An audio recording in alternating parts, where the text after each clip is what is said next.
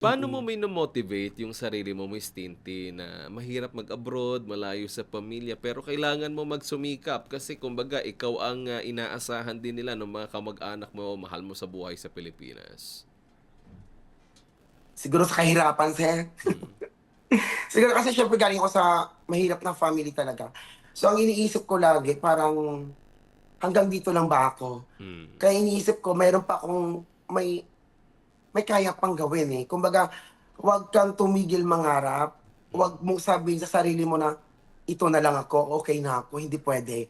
Kasi iisipin mo rin sa bandang huli na hindi lang dahil sa family mo, eh, iisipin mo rin, i-secure mo rin yung future mo. hmm, Kaya ang iniisip ko, um, andiyan naman si Lord, eh. hmm, Gagabayan ka niya at alam niya kung anong desire ng heart mo kaya ibibigay niya kung anong mga, hinihingi mo sa kanya. Kaya ang iniisip ko ng time na yun, ang daming struggles pero kaya.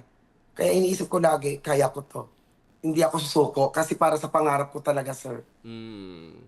May time ba minsan na super down na down ka? May times ba naiyak ka diyan 'pag nasa abroad ka? Sobra.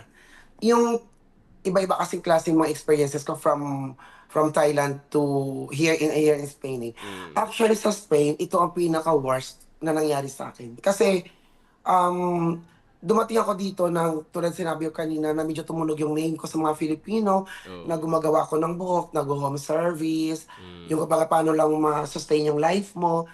Hired ako ng mga Filipino din na ayun, magtrabaho sa kanila.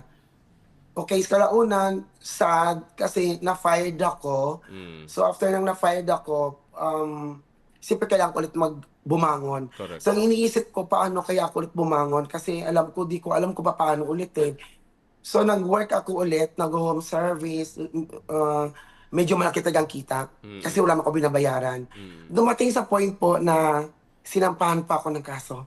Oh, Kumbaga, um meron na pong deportation na dapat ang dami nilang sinasabi na ide-deport ako kasi nga nagtrabaho ako illegal. oo, Kumbaga unfair sa kanila na may mga negosyo sila na hindi ako nagbabayad ng tax, sila nagbabayad ng tax. mm, Kumbaga, though naiintindihan ko yung part na yun.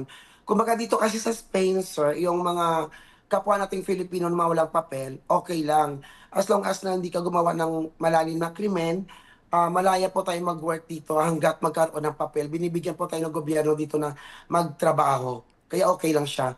So, ayun, ng time na yun parang sinasabi i-block yung iba-blacklist nila ako, hmm, umiiyak na ako kasi alam mo yung twice po ako pina-raid sa bahay. Oo. ah, Kumbaga, grabe po, oo, yung pinagdaanan ko na hindi ko ayoko na, sabi ko, "Uwi na hmm, ako." Kasi kung uwi man ako ng Thailand, back to school na naman ako, "O bahala na." Sabi ko, "Lord, ikaw na mm, bahala."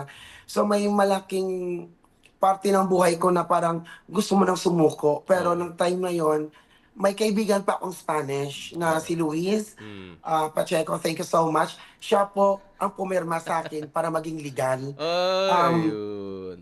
Opo, kumbaga, best friend ko po siya. Kumbaga siya nag-sign ng papers ko. So, ng time na yon actually nagharap-harap kami sa ano, eh, sa judge Oo, na kumbaga, "Ito na ba? Bahala na.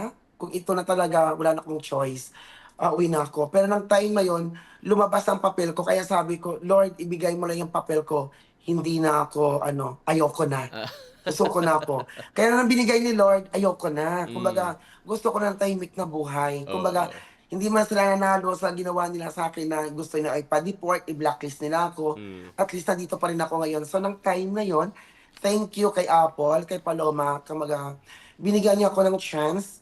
Kumbaga, binenta niya yung shop niya sa'kin. hmm. So, ginrab ko pong opportunity, sir, na kailangan ko 'to. Kasi ito po yung passion ko, eh. Kaya Tama. dito talaga ako.